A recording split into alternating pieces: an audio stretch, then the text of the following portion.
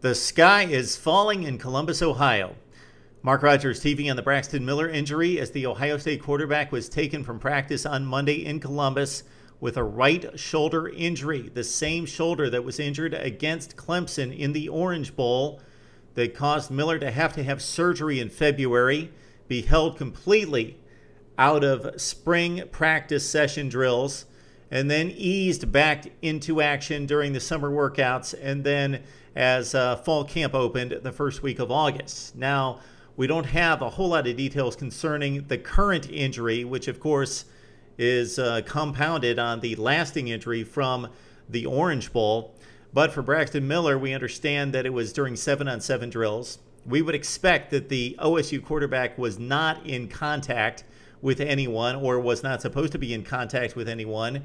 We would think that, considering his value to the football team and also his injury track record, that he would still be not hit, and that the scarlet jersey would be placed on Braxton Miller and he would not be hit during 7-on-7 drills. So we don't know exactly at this point what happened. There's no videotape that's at least been released on the internet. We know that the Ohio State practices, of course, on videotape for the coaches to review. Again, Braxton Miller, hurt in the Orange Bowl, had surgery in February, didn't practice in the spring, eased into action here in the last few weeks for the Ohio State Buckeyes. So what does it mean? Well, Braxton Miller is one of the most dynamic players in college football.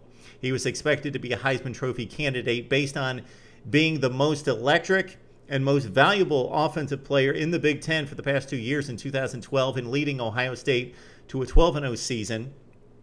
And then this past season in 2013, winning the first 12, losing the last 2 to Michigan State and to Clemson. But Braxton Miller, again, was the Big Ten Offensive Player of the Year and was highly regarded as the best offensive player in the conference coming into this season, and could have unprecedented won a third consecutive Offensive Player of the Conference trophy.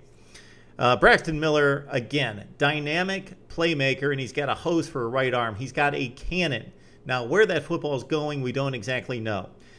He was first thrust into the starting quarterback role in 2011 with the departure of Terrell Pryor unceremoniously from the Ohio State campus. Pryor should have had his senior season in 2011, but it was Joe Bosserman versus Braxton Miller. Miller, the much more talented and heralded quarterback, but Bosserman had some years in the system, and so there was a battle at quarterback. Miller finally won it, but he was atrocious, flat out, most of the time as a passer. But we saw the development in 2011 as a freshman. We saw him get better as a passer. He barely completed 50% of his passes, but threw some really nice dimes against Michigan as the Buckeyes lost that game by 6 points in the finale. He got so much better as a sophomore, up that completion percentage from about 51 to 58. It went up even more into the 60s last season as Urban Meyer really stressed that he had to be a manager of the football, not a game manager at quarterback, but a manager of the football, and had to be accurate as a passer. And we know what Urban Meyer's been able to do in developing quarterbacks like Alex Smith and Tim Tebow. And he's been in the process of doing that with Braxton Miller.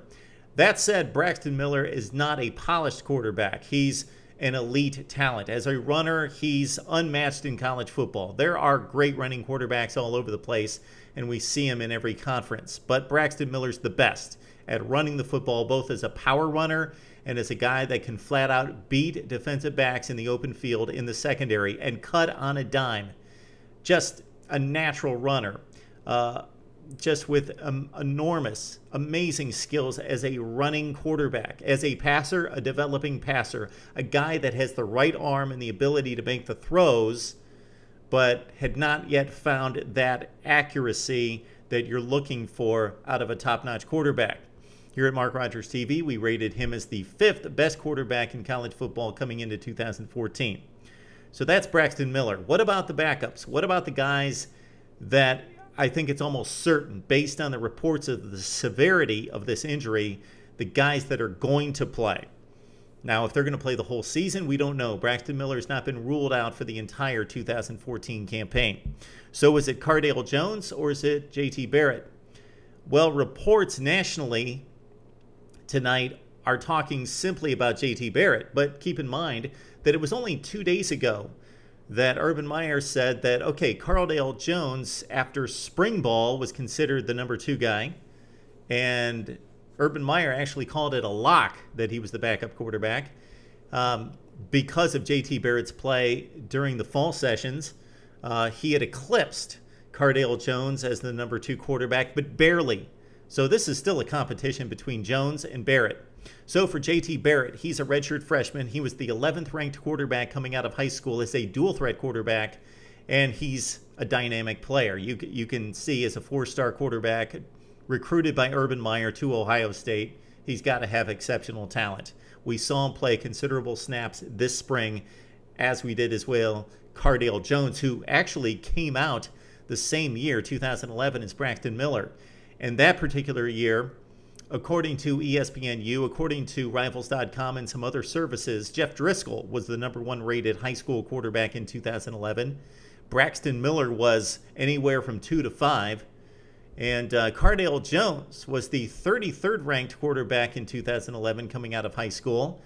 And it's interesting to note that Cardale Jones at 33 was ranked ahead of Johnny Manziel, 39, and Dak Prescott, right now the Mississippi State starting quarterback and arguably the best quarterback in the SEC. So let's not discount these two gentlemen. They have no experience, basically no experience. Cardale Jones took some snaps last year, 39 from scrimmage, only threw 1 pass, though, in relief of Kenny Guyton, in relief of Braxton Miller in some blowout games.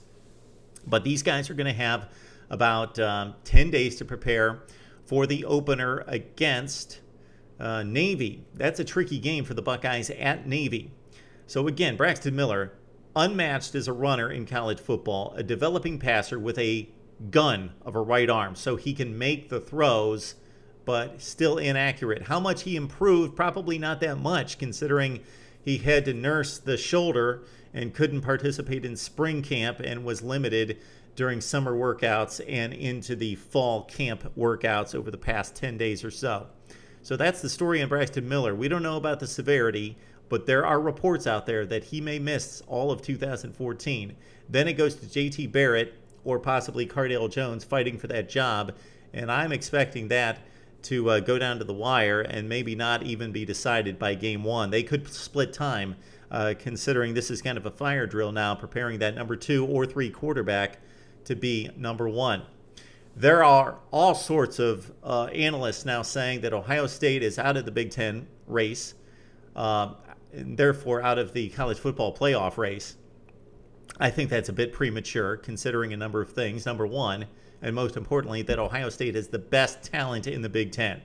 Michigan State was the best team last year, and I hadn't completely broken it down for this season, but I'm just about 10 days away from breaking down my predictions for 2014, probably considering Michigan State to be the best team projected in 2014 as well. But we're just talking about play on the field. Michigan State was better than Ohio State. They beat them head-to-head. They only lost 1 game. They won the Rose Bowl over a very good Stanford team last year. Now Michigan State moves into Ohio State's division in the newfound Eastern Division of the Big Ten.